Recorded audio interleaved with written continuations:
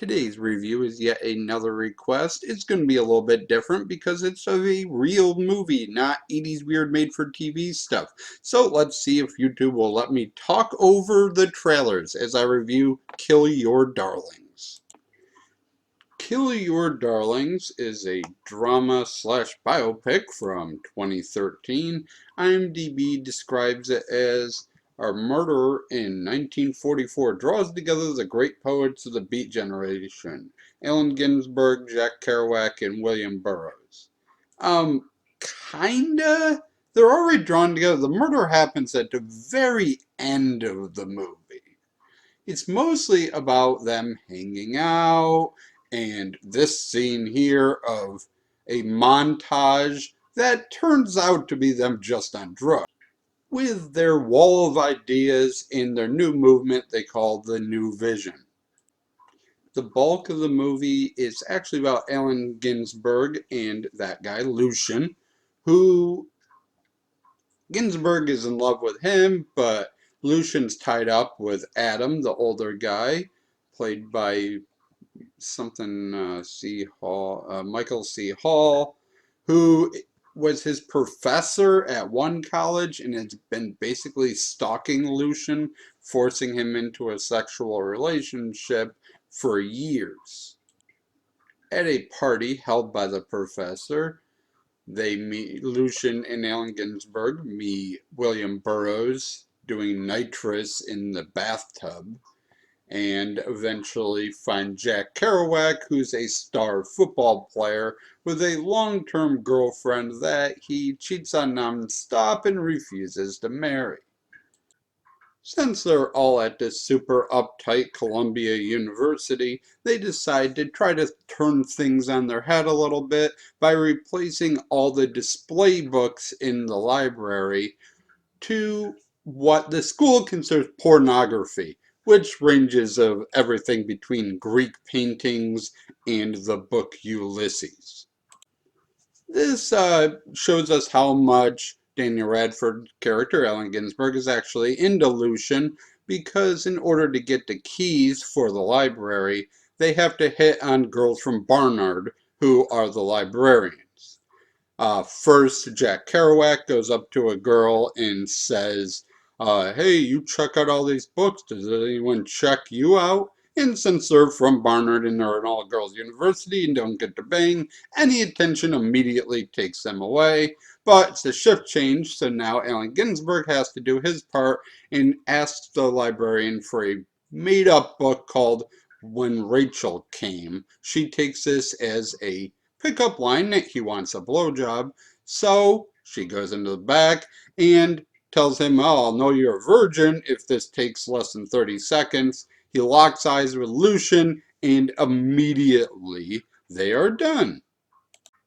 In their celebration of getting away with this great caper, they roll Jack Kerouac down a hill in a barrel, and Ginsberg hits on Lucian, making out with him, but Lucian immediately puts a stop to it and runs off to go with Jack Kerouac and party however fancy 40 poets party, probably by doing more nitrous.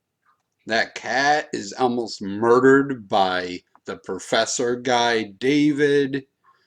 Yeah, things get pretty crazy. By the end, Lucian kills David, blames gay panic that he thought David was trying to hit on him, even though they've been having a sexual relationship for years. But as we are told during the ending credits, only again 18 months, and they all separate, go their own ways, and I guess write a bunch of poetry that you're forced to read in college. The end. Overall, there's a lot I didn't really get in this. I never had to read any of this stuff and deal with it. I'm a little young for when this stuff was popular, and it, I guess, inspired a lot of people in the 50s and 70s to go find themselves. But I never really worried about that. I don't care who I am, I guess. Sad but true. Overall, this is mostly about the relationship between Allen Ginsberg and Lucian and him trying to find his sexuality and find himself, which is what a lot of the beat poetry stuff was about in the beat generation. But I'm way too young for this. It was less popular in the 70s during Nam, and I wasn't alive then, and I didn't take any English college, literature college courses. So it doesn't really affect me the way it affected a lot of people, is this big renaissance and the new vision. So it's still a really well made movie, and well, a lot of it is these fancy montages and jazz clubs. The story part is really well done. People in different stages of life, even though they are the same age.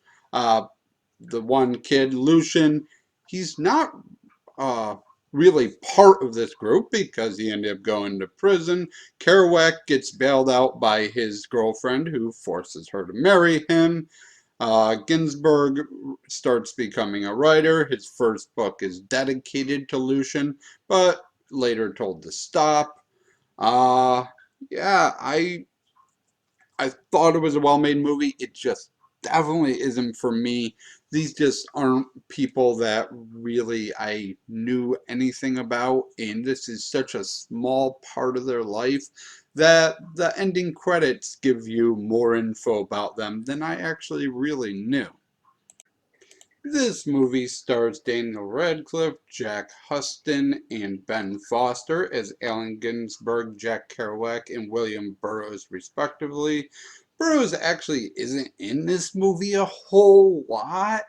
Dane DeHaan plays Lucian, who has a much larger role, and Michael C. Hall, as I mentioned, plays the professor David. Well, former professor, now he's a janitor basically stalking Lucian.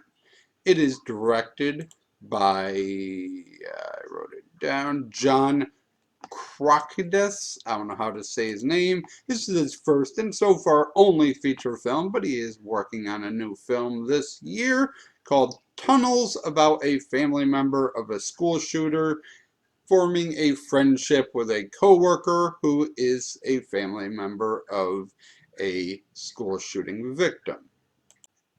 Thank you for watching. I tried something new with this because I couldn't just get a copy from YouTube like normal. I hope you liked it anyways. Thank you for the suggestion to the mysterious A. I hope you liked this review. I tried my best. And as always, shall try to do better next time. Hopefully, YouTube won't take this down. Goodbye.